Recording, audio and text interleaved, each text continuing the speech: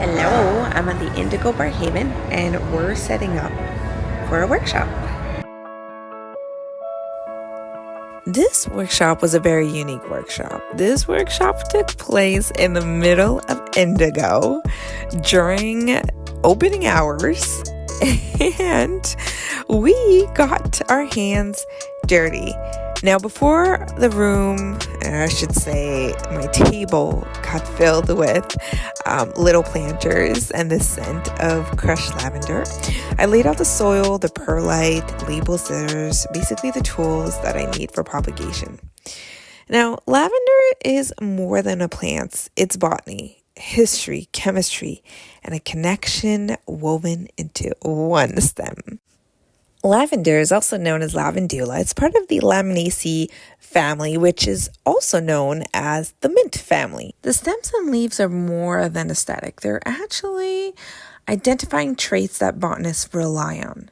Now, inside each leaf, there are tiny oil-filled structures that releases these compounds shown in studies to reduce stress and improve sleep quality. It's a plant that heals through scent, science, and presence. When the first family arrived, I have to admit that I got extremely overjoyed. The children got so excited to see the lavender plant, and you can smell it right away. They held the stems and touched it, how it was soft, silvery, and they definitely smelled it.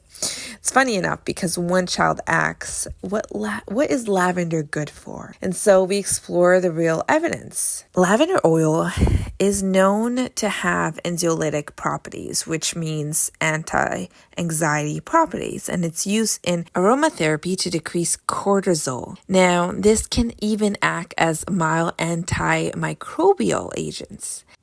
Then we dived into propagation. Now, propagation looks simple, but there's a biology behind every snip. We start with a healthy cutting and we learn where to cut. Now, lavender is very particular.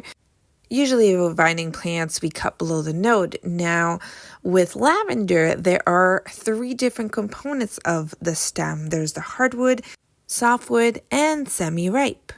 Now, it's important to cut in the right location because certain areas of the plant releases hormones such as auxins, and that's where the auxins concentrate. And the auxin signals the plant to form basically roots, or I should say adventurous roots.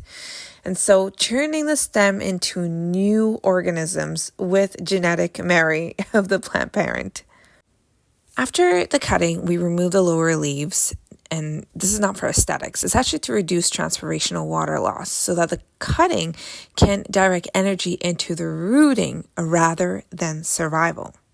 So the fun part is that the kids don't just learn how to do it. They learn why the plant responds this way and why we're propagating this area and why we are removing the lower leaves. They're learning the why. We then dived into the horticulture mediums, and particularly for lavender, they thrive in soil because their roots need more than water to grow. So lavender thrives in well-draining mediums since it's native to the Mediterranean climates and where its birthplace is very dry, rocky, and sun-drenched. Now, for this workshop, we mixed in soil with perlites. And if you did not know this, perlite is actually a volcanic glass that increases aeration in the potting mix. I would have recommended coco coir or even a coarse sand, even peat-free potting mix for lavenders because of the drainage and just very nutrient based. Now, when kids feel soil textures, it kind of feels like science. It feels like science class, I should say.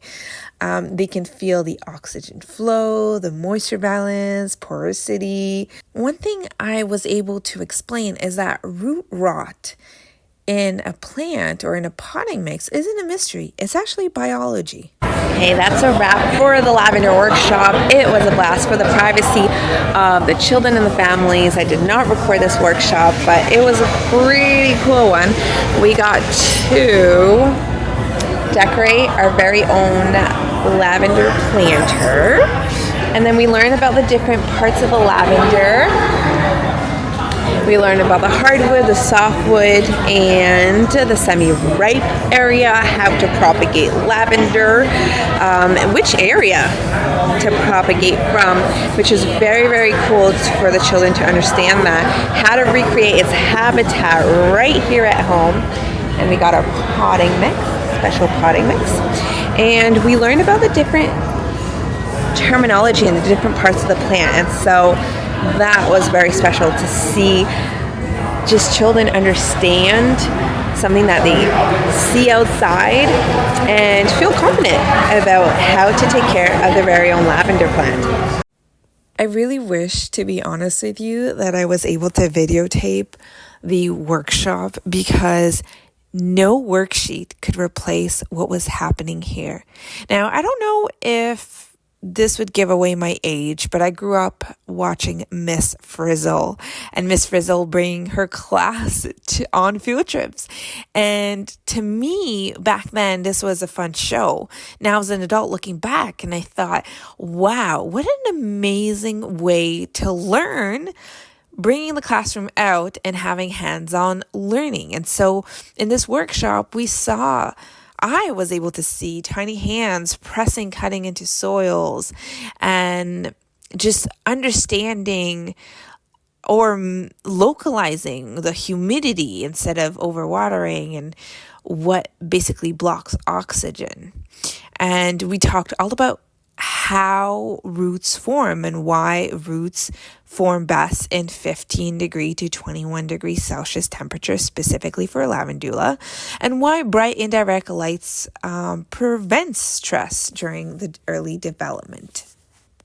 And someone else asked about, how do roots grow? How do they know where to grow? What makes them grow? And we had an opportunity to talk about photosynthesis and how plants bend towards the light, and how they're getting their hormones stimulating from the lights, and roots following the gravity's pull. And so it almost seemed that science, or I would say the science class, became wander, and the wander became something that they can hold on to tangibly.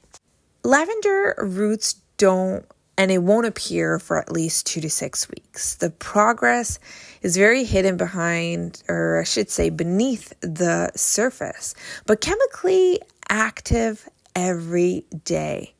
Now, their cells differentiates, the auxin distributes, callus tissue forms before root emerges. Growth is invisible to our eye, but until suddenly it's undeniable. And I feel that it's similar to children learning, just like us.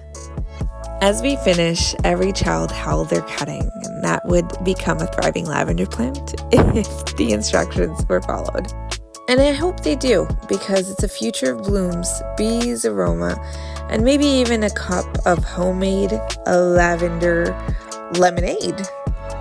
As I wrapped up, I really processed everything that we had the ability to learn and do within the hour, and how much knowledge can grow in one single hour. Now, they didn't just learn to propagate, they learned about plant hormones, about stress reduction compounds, soil structure, ecology adaptation, sensory grounding. Workshops like this plants seeds, and that's why I do it. It's not only in soil, but in children's mind, and that's why I'm passionate about it. Lavender is a teacher of science, of patience, of calm. And watching children learn through nature reminds me that growth in plants and people begins with one small cutting.